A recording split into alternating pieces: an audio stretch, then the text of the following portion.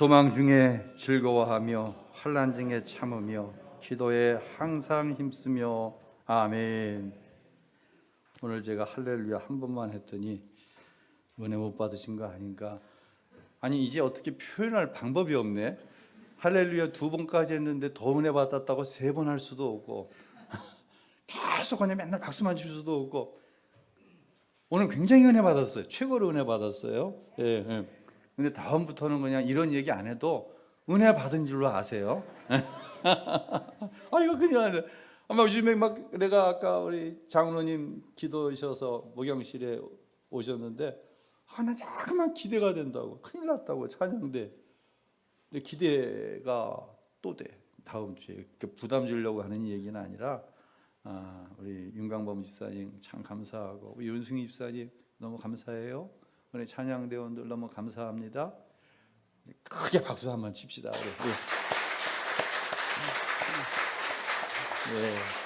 그 밖에도 우리 교사들 얼마나 아침 일찍부터 수고가 많습니까? 이 예배를 이루기 위해서. 또 어제 대청소하는데 누가 나보러 교장 선생님 같다고 그러더라고. 도대체 그게 욕인지 칭찬인지 조금 생각하다가 시험 들 것 같아서 그만두었는데 정말 흐뭇하더라고요. 모신교회가 건강한 교회다 그런 생각을 했어요. 그러면서 제가 좀 욕심이 많아지는 것 같아요. 지난 한 주간 어떤 생각이 이렇게 딱 끌어잡고 있는 거예요. 제가 우리 안수 집사님 한 분 지난 주간 식사하면서 그런 얘기를 했어요. 물어봐야 되겠다고. 뭘 물어보고 싶으냐면, 여러분은 담임 목사가 여러분의 삶 구석구석을 알고 싶어 하는 게 혹시 너무 부담스러워요? 어때요? 여기서부터 그냥 다 물어보고 싶어. 우리 유명선 집사님부터 돌아가서 우리 심천보 집사님까지 한 사람 한 사람 다 물어보고 싶어. 그래서 부담스러운 사람 있다 그러면 그 사람에 대해서는 알려고 하지 않을 거고, 좋다 그러면 그 사람에 대해서 알려고 하든지. 근데 또 이건 또 목회는 아닌 것 같고, 목사님이 아무리 목사지만 거기까지 알려고 하시나, 혹시 그런 생각이 들 때도 있죠. 끄떡끄떡 하시는 분들이 있네요. 그러면서 도대체 목양이란 무엇인가? 목양이란 무엇인가? 정직하게 이야기하면 저는 여러분의 삶을 알고 싶어요. 그런데 또 정직하게 얘기하면 아마 다 알면 제정신으로 못 살 것 같아. 그것도 이해가 되세요? 여러분 어려운 이야기를 제가 다 안다고 생각해 보세요. 제가 제정신으로 살겠어요? 그런데 저는 다 알기를 원해요. 왜냐하면 하나님께서 정말 부족한 사람을 우신교회에 여러분의 목자로 세우셨고, 저는 여러분이 제 양이라고 생각하지 않아본 적이 한 번도 없어요. 목자는 양의 형편을 부지런히 살펴야 되죠. 그뿐만 아니라 반복되어지지만 서로가 서로의 형편을 부지런히 살피는 거, 이게 교우잖아요. 그래서 교회는 세상과 다른 것이죠. 여기 한 가지 더해서 또 생각을 했어요.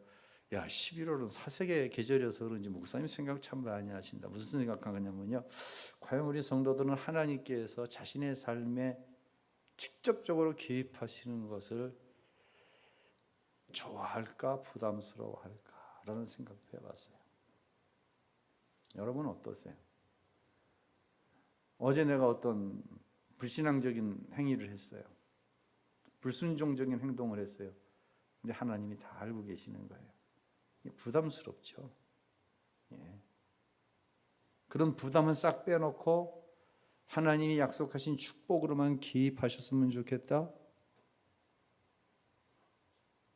이젠 적용 부분이니까 로마서 12장은 이건 없어요. 이건 없어요. 분명히 오늘 본문 12절에 얘기하잖아요. 소망 중에 즐거워하며 환난 중에 어떻게 해요?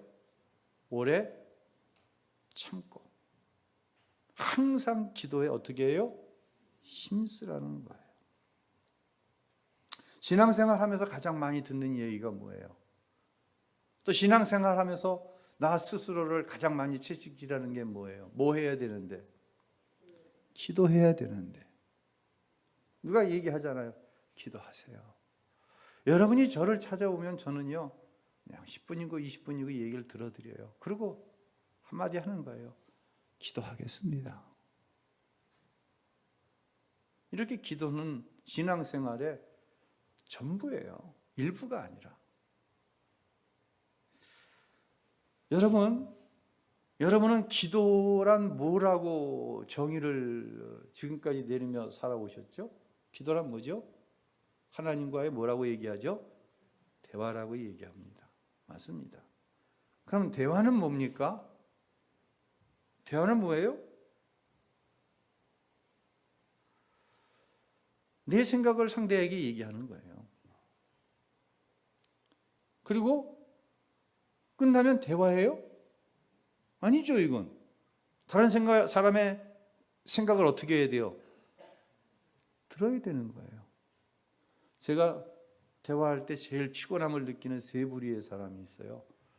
첫 번째 부류의 사람은 그냥 자기 말만 하는 거예요. 10사람이 앉아서 대화하는데 1시간을 얘기하는데 자기 혼자 40분, 50분 얘기하는 거예요. 두 번째, 상대가 어떠한 삶의 상황 가운데 있는지 헤아려 주지 않고 자랑질하는 거예요. 피곤해요. 세 번째, 자기 의사가 관철되지 않으면 화를 내는 거예요. 뭐 흔히 시험 들었다는 얘기 하는 거예요. 목사지만 피곤해요. 사실 목사가 아니면 대화 안 할 거예요.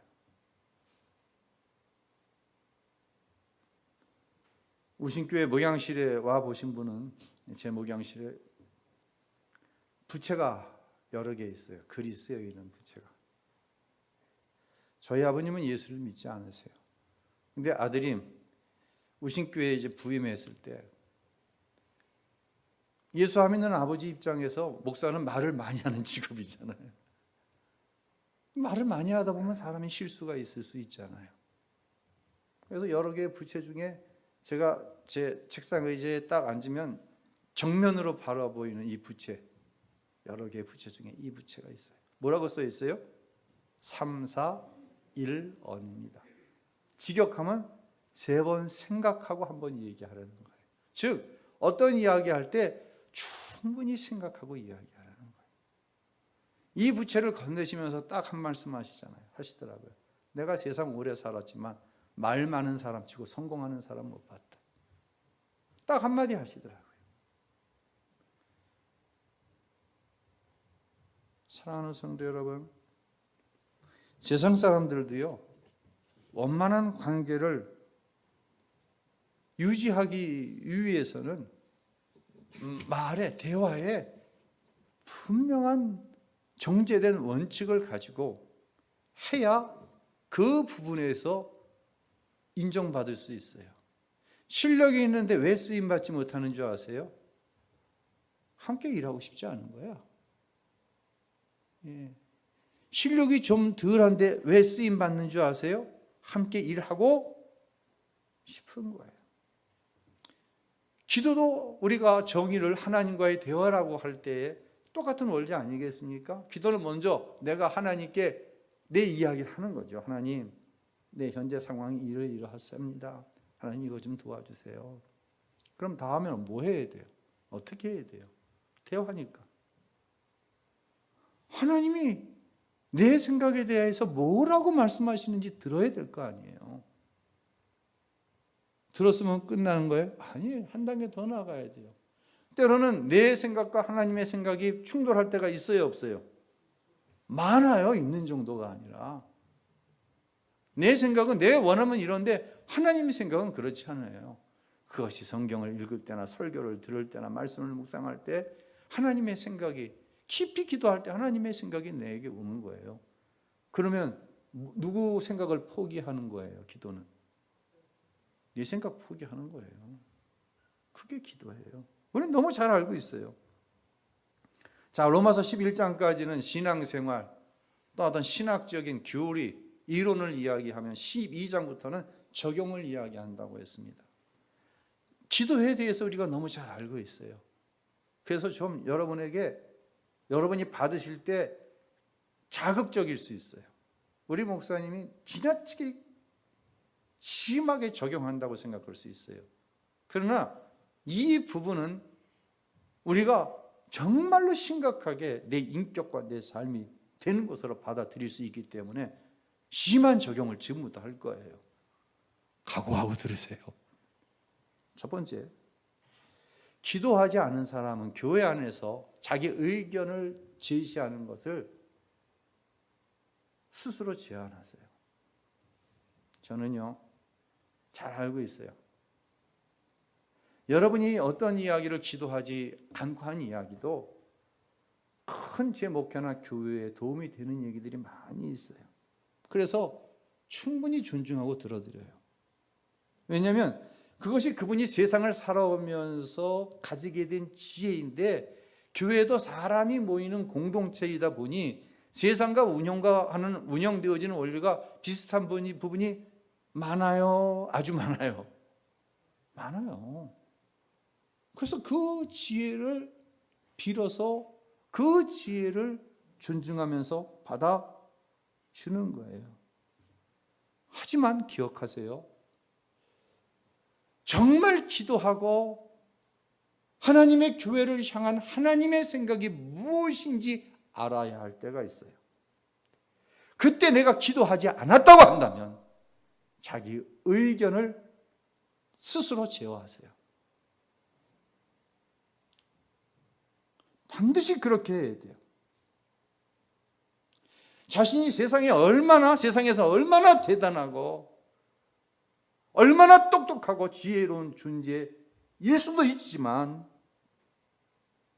기도하지 않으면 교회를 향한, 교회에서 행하는 목사님의 목회에 대한 생각을 안다고 착각하면 안 되는 거예요. 알긴 뭘 알아. 세상 일, 교회 일을 세상 일처럼 할 겁니까?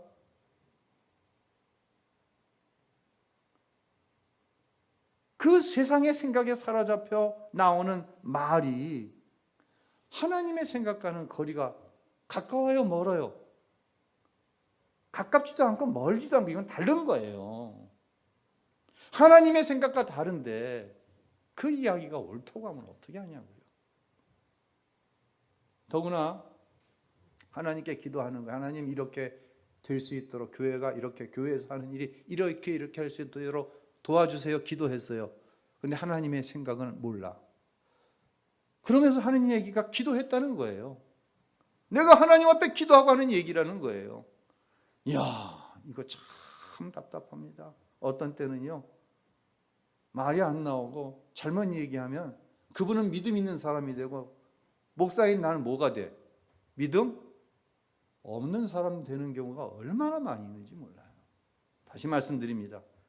기도하지 않았다고 한다면 하나님의 교회에서 행하는 일에 자기의 생각을 자제할 수 있기를 바랍니다.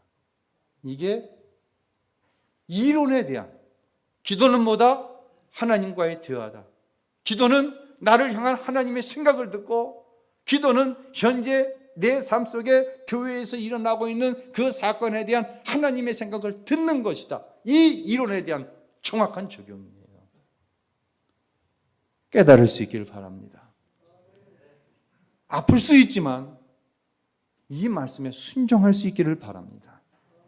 그때야 의심교회를 통해서 하나님의 일이 마음껏 이루어질 수 있다고 하는 것, 이것은 이론일 뿐만 아니라 매우 확실한 적용 맞죠? 동의하십니까? 여러분 동의하십니까? 그럼 그렇게 할 수 있기를 주의 이름으로 부탁을 드립니다. 이것은 개인의 삶도 마찬가지예요. 내가 어떤 일을 하려고 그래요. 내가 어떤 장사를, 사업을, 내가 어떤 일을 시작하려고 해요. 기도 안 하는 교인들은 아무도 없어요. 뭐 기도 안 하면 그게 교인입니까? 무슨 일 시작하면서. 근데 만약 기도하지 않았다가 한다면 일 자체를 시작을 하지 마세요. 제일 황당하고 어려울 때가 언제인 줄 아세요? 아무리 봐도 아닌데 와서 시작한다고 기도해 달라는 거야. 제가 어떤 때는요, 가서 죄송합니다, 10분 만에 예배 끝내고 일 시작한 사람과 대화도 안 하고 와버리는 때가 있어요. 뭐라고 얘기해요? 누가 봐도 기도하는 사람이라고 한다면 누가 봐도 그건 아닌데, 하나님이 축복하실 것입니다, 하나님이 장사 잘 되게 하실 겁니다.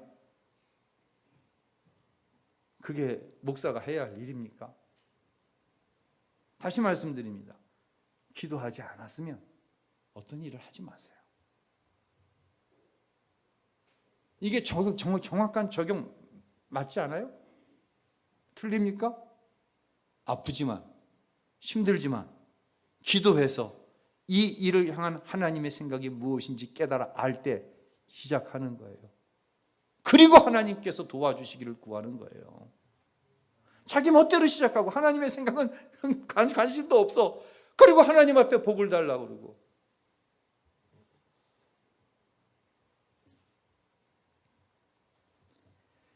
자, 이렇게 기도하지 않아서 어떤 일이 그르쳐집니다. 너 기도하지 않는데 뭔가 잘 됐어. 하나님의 생각이 개입되지 않은 곳에 일어나는 현상이 있는데, 오늘 설교 제목이 뭐예요? 기도와 영적인 침체. 영적인 침체가 오게 되어 있어요. 뭔가 잘 안 돼도 영적인 침체가 오지만, 뭔가 잘 되는데 하나님의 생각과 관계없이 잘 되는 게 이게 어떤 세상 원리에서 자기 열심에 의해서 반드시 영적인 침체가 오게 되어 있어요. 어떻게 보면 기도하지 않고 있다고 하는 것은 이미 영적인 침체가 온 거예요. 이건 영적으로 하나님과의 관계가 온전한데 어떻게 기도 안 하겠어요? 솔로몬에게 있었던 일을 통해서 적용을 한번 해볼게요. 열왕기상 11장 14절 함께 읽습니다. 여호와께서 에돔 사람 하닷을 일으켜 솔로몬의 대적이 되게 하시니. 이 하닷이라고 하는 사람은 우리에게 익숙하지 않은 사람인데, 다윗이 왕일 때 부하 장수 중에서 요압이라고 하는 아주 용맹하고 영향력이 많은 장수가 있었잖아요. 이 장수가 에돔 사람 하닷의 가족들을 다 죽여버려요. 아주 잔인한 짓을 해요. 그때 이 하닷은 아주 어린 아이였는데, 이 하닷의 아버지의 신복들이 하닷을 간신히 구출해 가지고 애굽으로 도망을 가는 거예요. 애굽 왕 밑에서 하닷이 보호를 받으면서 자라납니다. 근데 어느 순간 이 하닷이 솔로몬의 대적이 되어 버렸어요. 여러분, 솔로몬은 얼마나 복을 받았냐면, 성경에 솔로몬 이전에도 그렇고 이후로도 그렇고 이처럼 하나님께서 복을 많이 주신 사람이 없다. 부귀와 영화를 내린 사람이 없다고 할 정도로 큰 복을 받은 사람이에요. 큰 풍요를 누렸어요. 막 해외에서 이방인들이 어떻게 쓰든지 솔로몬과 막 친해지려고 그래. 왜? 솔로몬 잘못 신기를 건드렸다가는 자기네 나라가 이게 침략을 당할 수 있거든. 그러니까 정략적인 결혼을 막 시킵니다. 이방의 왕들이 자기 딸 공주를 솔로몬의 부인으로 막 주는 거예요. 왕족을 부인으로 막 주는 거예요. 그러다 보니까 부인이 비와 첩이 앞에갖고 비나 첩이나 같이 사는 부인이죠. 몇 명이라고 열왕기상에 기록해요? 합해서 1000명이에요. 1000명. 그런데 여기서부터 이제 문제가 발생하는 거예요. 이 1000명이 들어올 때 뭘 갖고 들어와요? 자기가 섬기던 신들을 갖고 들어오는 거예요. 그래갖고 솔로몬을 쫄라대는 거예요. 에이, 나요. 나 아세라 신 섬기고 싶은데, 자기야, 그냥 신당 하나 지어줘. 그럼 산당 갖다 지어주는 거예요. 그럼 거기 가서 자기 신을 섬기는 거예요. 몇 명이? 1000명이. 하나님이 제일 싫어하는 우상 숭배에 빠져버린 거예요. 하나님은 이렇게 해서 그냥 바로 망하게 하시진 않아요. 왜? 사랑하시고 다윗을 향한 약속이 있으시거든. 그래서 다윗에게, 솔로몬에게 하나님이 2번 나타나서 말씀을 하십니다. 그러지 말아라, 그러지 말아라. 근데 솔로몬이 이 음성을 못 듣는 거예요. 영적인 침체가 왔어요. 너무 잘 되어서 온 영적인 침체야, 이건. 영적인 침체가 오니 뭘 안 해? 기도할 필요를 못 느끼는 거예요. 점점 기도 횟수가 줄어드는 거예요. 솔로몬이 어떤 사람이에요? 1000번째를 쌓은 사람 아니에요, 이 사람이.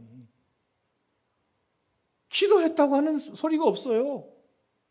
2번씩이나 하나님 직접 말씀하시는데, 그래서 열왕기상 11장에 보면요, 여호와께서 솔로몬을 악한 자로 여기시고 여호와께서 솔로몬을 떠나셨다는 말이 나오는 거예요. 그 결과가 뭐예요? 대적이 일어나는 거예요. 대적은요, 없던 게 생기는 게 아니에요. 내가 영적으로 강할 때, 내가 하나님 앞에 기도함으로 하나님의 생각으로 무장되어 그것에 어떻게 순종해 나아갈 때 대적은 있어요. 근데 이게 감히 못 치고 들어오는 거예요. 이건 영적인 원리예요. 없던 하닷이 나타난 게 아니라니까요. 다윗 때는 꼼짝 못하고 이게 애굽의 왕 보호 아래에 있던 게, 솔로몬이 하나님 앞에 일천보단을 쌓고 하나님의 성전을 짓고 정말 하나님의 영광을, 하나님께 영광 돌리잖아요. 막 이방의 왕들이 와서 칭찬하면요, 나 칭찬하지 말아라, 이거 다 하나님께서 하셨다. 이때는 하닷이 있는지도 몰랐어요. 그런데 영적인 침체가 와 하나님이 하시는 말씀을, 하나님 말씀하신지 않은 게 아니라 2번씩이나 말씀하셨는데 알아듣지 못할 때 대적이 일어나는 거예요. 이것을 가리켜서 여호와께서 하닷을 대적하는 존재로 허락하셨다는 거예요.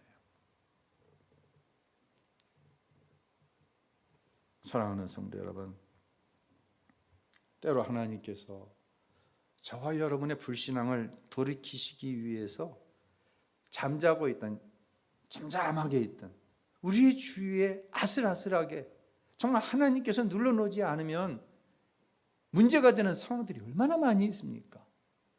운전을 하고 가요. 자식들의 문제가 있어요. 경제적인 문제가 있어요. 건강적인 문제가. 하나님이 눌러놓으시는 거예요. 그리고 웬만한 게 와도 내가 이기는 거예요. 까딱도 안 하는 거예요. 기도하지 않고 영적인 침체가 오면 없던 게 아니라 잠잠하던 것이 들고 일어나는 거예요. 들고 일어날 때 우리가 해야 할 일은 분명한 거예요. 불신앙, 불순종 가운데 있지 않아도 와요. 대적이 어떤 데 치고 들어와요. 그런데 까딱도 하지 않는 거예요. 왜요? 기도하고 있으니까. 이 문제를 하나님께서 나에게 주신 이유로 아니까 담대한 거예요. 할렐루야. 또 영적인 침체가 오면 우리의 삶을 놓고 좀 봅시다. 첫 번째 영적인 문제예요. 죄에는 몇 가지 종류가 있어요. 그 중에서 알고 내가 짓는 죄야. 자꾸만 우리는 뭐 바람 피우고 신자가 지나치게 음주하고 뭐 도박을 하고 사기치고 도둑질하고 자꾸만 죄하면 이 죄만 생각을 하는데, 불신앙, 불순종, 하나님이 정말 싫어하시는 죄예요. 기도하지 않는 거 죄예요, 죄예요. 이거 하나님이 정말 싫어하시는 죄예요. 이런 어떤 죄가 있어요. 여러분, 죄는 지을 수는 있어요. 근데 회개해야 돼요. 마음을 졸이는 거예요. 제일 웃기는 게 뭔지 아세요? 목사인 저도 불순종했어요. 하나님 앞에 기도하는데 기도가 안 되는 거야. 잠깐만 무슨 생각이 나는 거야? 그 불순종한 생각이 나서 기도가 안 되는 거야. 얼마나 웃긴지 줄 아세요? 목사가 되어가지고 시원하게 하나님께 뭘 구하지도 못하는 거예요. 참. 여러분, 이것을 가르쳐서 뭐라고 있느냐? 자기 스스로를 속이고 있는 거예요. 죄인 줄 알면서 이 죄 때문에 마음껏 기도도 못하면서 이걸 가리켜서 자기 기만이라고 그러는 거예요. 제가 자기 기만이라는 단어가 이 설교를 준비하는 중에 쑥 들어왔어요. 한번 사전을 찾아봤어요. 자기 기만 이렇게 나와 있더라고요. 자기의 양심에 벗어나는 말이나 행동을 하면서 스스로를 속이는 일. 이걸 제가 기도와 한번 연결을 시켜봤어요. 하나님의 말씀에서 벗어난 삶을 살면서 스스로는 신앙이 좋다고 자신을 속이는 거예요. 스스로에게 속고 있는 거예요, 지금. 저 이런 사람들 너무너무 많이 봤어요. 어떻게 저렇게 속고 있을까?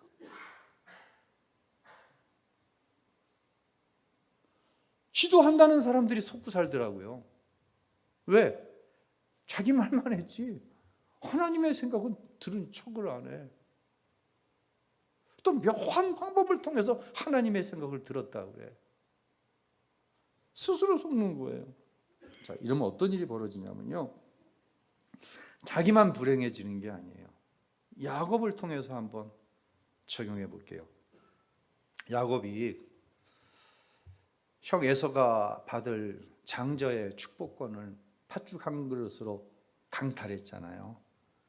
이건 진짜 나쁜 짓 한 거예요, 야곱이요.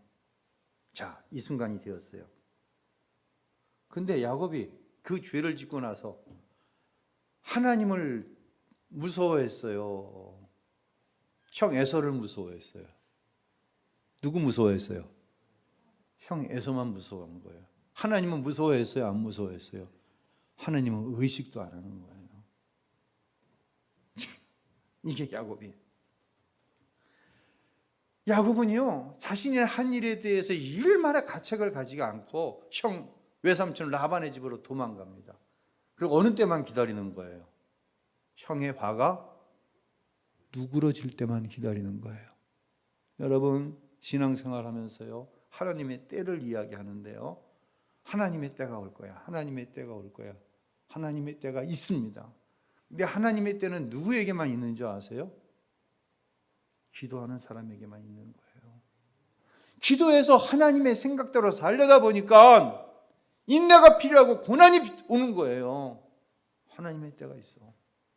아멘. 하나님의 생각대로 살려다 보니까 하나님의 때를 기다려야 되는 거예요. 그런데 기도하지 않아. 그러면서 맨날 하나님의 때가 있대. 이거 정말 잘 적용해야 돼요. 자, 야곱이 당연히 기도하지 않았어요. 하나님이 일방적으로 만나도 주셨어요. 개나리 보침 싸갖고 삼촌 집에 도망갈 때도 그 광야에서 하나님 만나 주셨어요. 그래서 하나님이 일방적으로 축복하시는 거예요. 내가 이런 약속을 하는데 이 약속이 다 이루어지기까지 내가 너를 떠나지 않겠다. 이 정도 했으면 기도해야 되지 않습니까? 야곱 기도하지 않습니다. 예. 야곱의 이러한 불신앙은요, 온 가족을 불행하게 했어요. 제가 설교를 준비하면서 이 가족들이 당했을 아픔에 대해서 한번 이렇게 좀 정리를 해봤어요. 한번 성경은 아니지만 한번 같이 읽어보겠습니다. 삶은 계속 흐르고 있지만 자신의 무책임한 자기 기만으로 가족의 삶은 고통 가운데 빠진다는 거예요. 야곱의 엄마 이름이 뭐죠? 리브가죠. 아들이 외삼촌 집으로 도망을 갔어요. 큰아들 에서는 야곱이를 죽이겠다고 그래요. 여러분, 그 엄마의 마음이 어땠겠어요? 할 수 없어서 야곱아, 너 우리 오빠 네 외삼촌 집으로 도망하라. 여러분, 어머니의 마음 어떻겠어요? 야곱은요, 어머니의 임종을 보지 못했어요. 죽을 때까지 야곱의 어머니는 그 둘째 아들 야곱을 그리워하면서 죽은 거예요. 죽을 때 무슨 생각했겠어요? 죽을 때 뭐라고 유언했겠어요? 만약에 에서가 옆에 있으면 이 동생 야곱을 용서해라. 얼마나 부모에게 몹쓸 짓을 한 것입니까? 그뿐입니까? 형 에서의 인생은 뭡니까? 화가 풀어지질 않는 거예요. 이놈의 자식 야곱, 만나면 넌 나한테 죽는다. 이건 사는 세월이 아니에요. 여러분, 누군가를 생각할 때 미움이 생기고 분노가 생깁니다. 분명히 그 사람으로 인한 미움, 그 사람으로 인한 분노, 그 사람으로 인한 손해가 맞습니다. 그런데 이것을 품고 살아가는 세월은 산 세월이 아니에요. 여러분을 축복하는 것은 하나님께서 은혜 베풀어 주셔서 거기까지 내려놓을 수 있기를 바랍니다. 그런데 말입니다. 내가 누군가에게 미움받을 만한, 원한을 살 만한 그 사람의 그 소중한 세월을 분노로 가득하게 할 만한 원인을 내가 제공했다고 한다면 나는 어떻게 해야 됩니까? 나는 어떻게 해야 됩니까? 야곱이 약복강가에서 변화되기 전까지는요, 정말 형 에서에게 몹쓸 세월을 살게 한 거예요.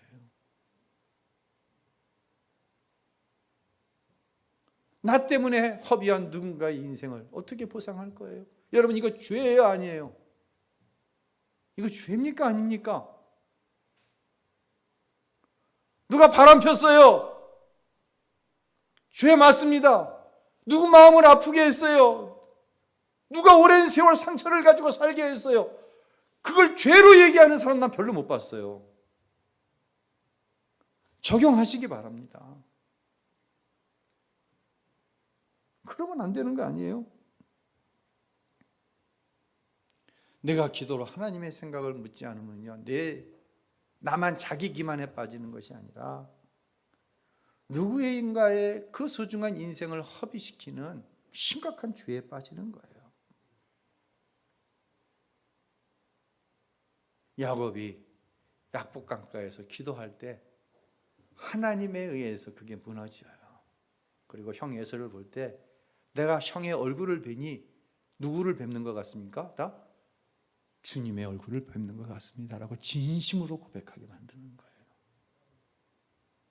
이게 예수 만난 사람의 모습이에요. 이게 적용이에요. 이론적으로는 용서했다? 적용해 보세요. 마지막으로 기도로 영적 침체에서 벗어나면 우리가 누리며 사는, 정말 세상의 사람들은 꿈도 못 꾸는 축복이 주어져요. 그 축복의 내용이 많은데 한 가지만 소개하겠습니다. 여기 고린도후서 7장 9절로 10절 우리 함께 읽겠습니다. 무명한 자 같으나 유명한 자요, 죽은 자 같으나 보라 우리가 살아있고,